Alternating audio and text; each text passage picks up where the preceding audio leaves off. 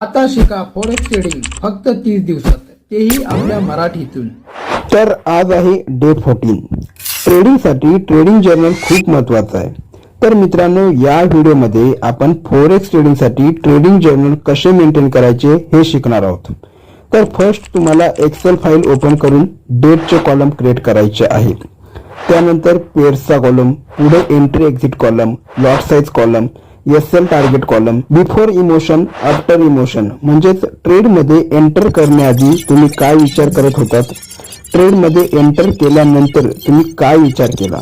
लक्षात ठेवा, हे जर्नल पर्सनल डायरी प्रमाणे मित्रांनो तुम्हाला कॅरी करायचे आहे।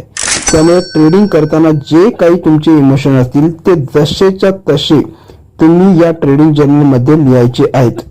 सगळ्यात शेवटचा कॉलम तुम्ही पीएनएल चा क्रिएट करायचा आहे, ज्यामध्ये आजच्या दिवसाचा प्रॉफिट लॉस तुम्ही लिहू शकता।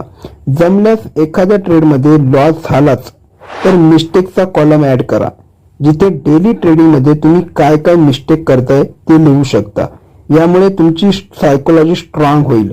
मित्रांनो, असेच फॉरेक्स ट्रेडिंग सिरीजचे पुढचे व्हिडिओ जर तुम्हाला मिस करायचे नसतील तर मला नक्की फॉलो करा आणि हा व्हिडिओ तुमच्या मित्रांपर्यंत शेअर करायला मात्र विसरू नका।